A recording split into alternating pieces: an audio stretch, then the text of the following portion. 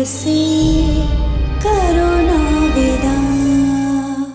मुझे बिल्कुल डर नहीं लग रहा है।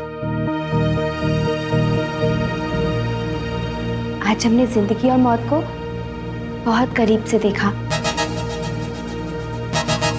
अगर कुछ भी गलत होना होता तो आज हो जाता ना। अब हम समझ गए हैं कि हमारे भाग्य में अब सब कुछ अच्छा ही अच्छा होना लिखा है। आज से पहले तक हम भी बहुत डरे हुए थे, पर आज पहली बार हमें लगा कि कोई है जिसे हमारी बहुत चिंता है, जो हमारे ऊपर कोई आँच नहीं आने देगा। हमारे ऊपर आने वाली हर मुसीबत को वो बिना अपनी जान की परवाह किए अपने ऊपर ले लेगा। आज कुंवर जी ने हमारी जान बचाकर हमारे दिल में एक अजीब सा विश्वास भर दिया है। अब हम किसी भी मुसीबत का सामना कर सकते हैं।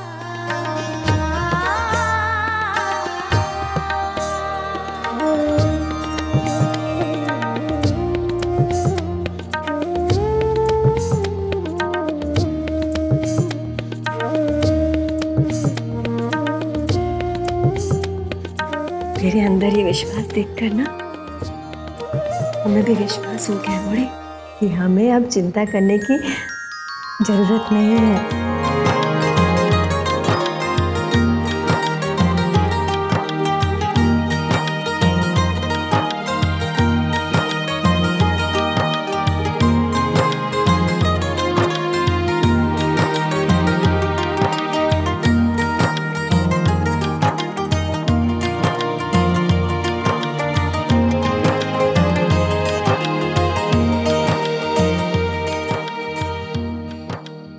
आज तो हमने समय पे पहुंच के रेवा को बचा लिया,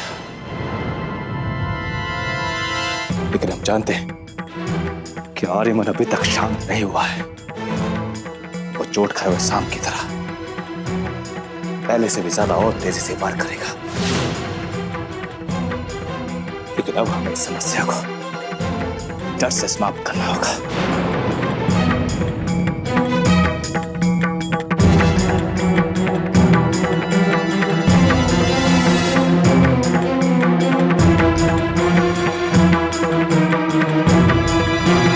हमें रानी माँ को सब कुछ बताना होगा।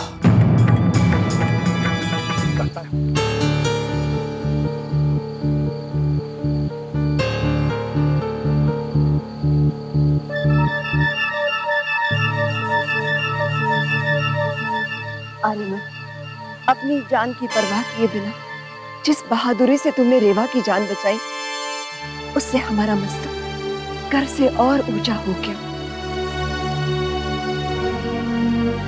आज जो तुमने किया उसके लिए हम तुम्हारे 100 खून भी माफ कर सकते हैं। तुम्हें आग में कूदता देख एक बार तो इस माँ का मन किया कि तुम्हें रोकूं, लेकिन तुमने हमें मौका ही नहीं दिया, तुरंत कूद पड़े। बेटा, आज आग से सिर्फ तुमने रेवा की जान ही नहीं बचाई, बल्कि खुद भी अग्नि परीक्षा को सफलता से पार किया है।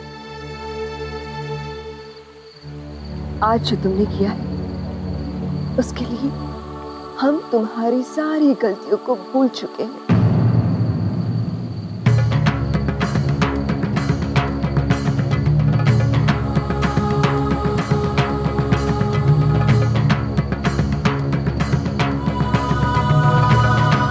आज हमें इस रियासत के होने वाले राजा पर बहुत गर्व है।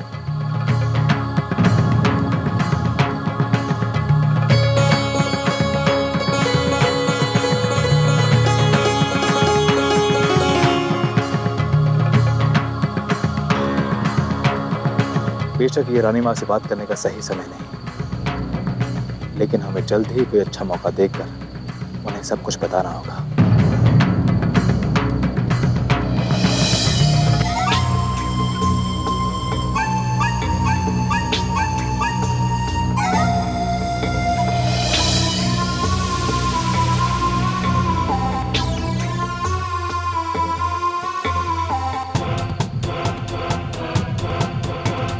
लगता है हमारा भाग्य हमारे साथ नहीं है।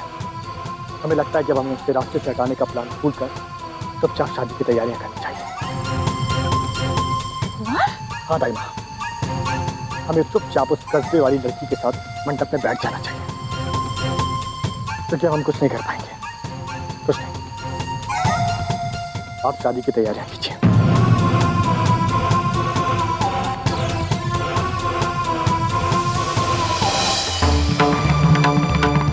मजबूरी में ही सही, पर क्या आर्यमन ने सचमुच अपनी हार को स्वीकार कर लिया है? क्या सचमुच उसने रेवा की जान लेने का इरादा बदल दिया है? अगर ऐसा है तो बहुत अच्छी बात है। रेवा की शादी भले ही आर्यमन जैसे इंसान से होगी, पर कम से कम वो जिंदा तो रहेगी।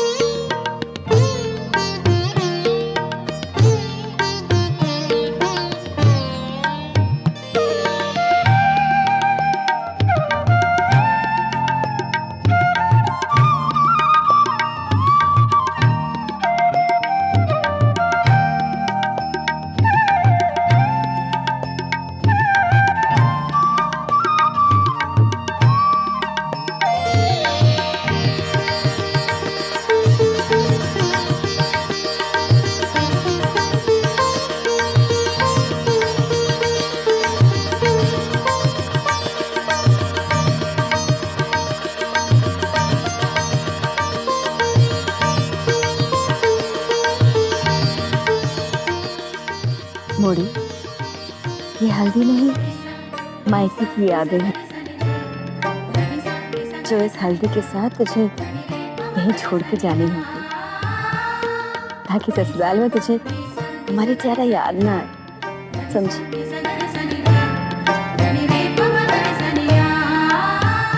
और अगर आपको मेरी याद आई तो?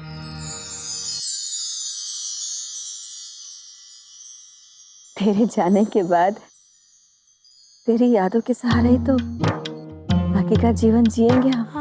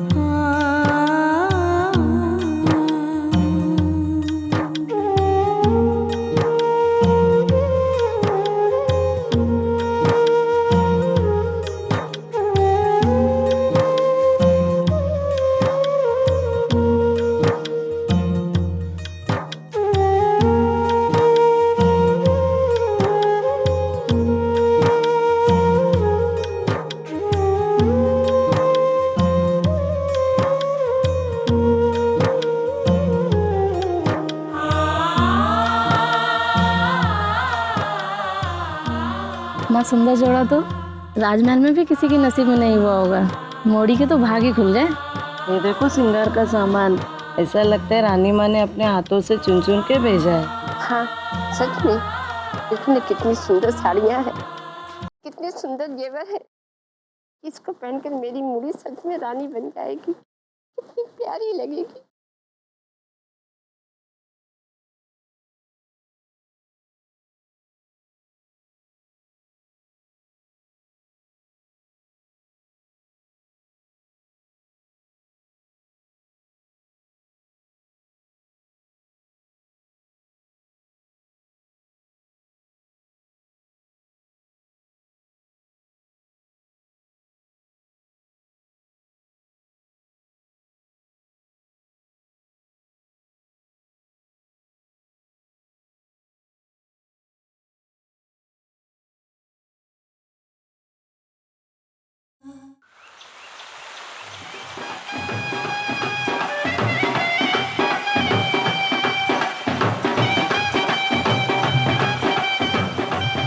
रस्म का सामान है, जरा संभाल के रखो।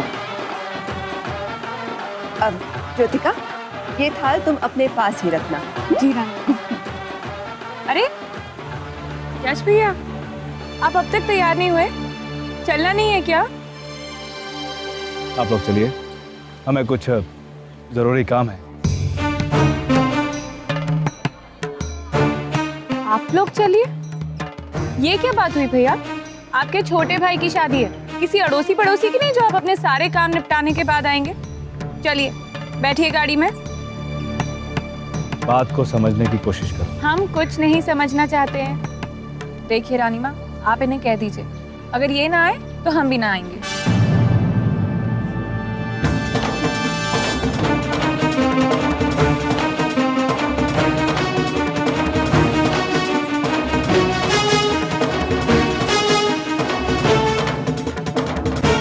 ज्योतिका सही कह रही है यश।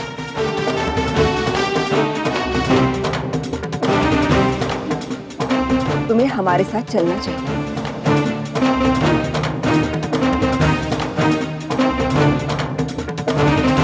देखा, ये हुई ना बात। अब रानी माँ ने कहा है तो आपको तो मानना ही पड़ेगा। रानी माँ, ये तो बच्ची है, समझाइए ऐसे। आप अच्छी तरह से जानती हैं कि अगर हम वहां गए तो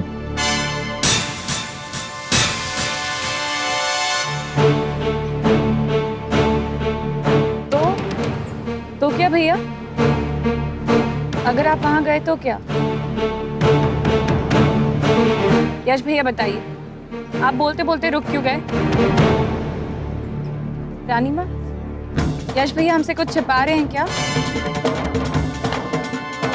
ऐसी बात नहीं है, भले हम तुमसे क्या छुपाएंगे। भैया, हमने आपको कभी हमारे सामने यूं शब्द ढूंढते हुए नहीं देखा। जरूर कोई बात तो है जो आप हमें नहीं बताना चाहते।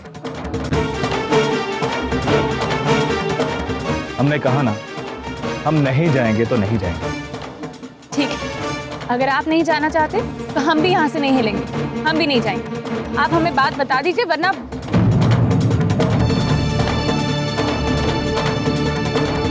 हम बताते हैं आपके यश भैया आपसे क्या छिपा रहे हैं।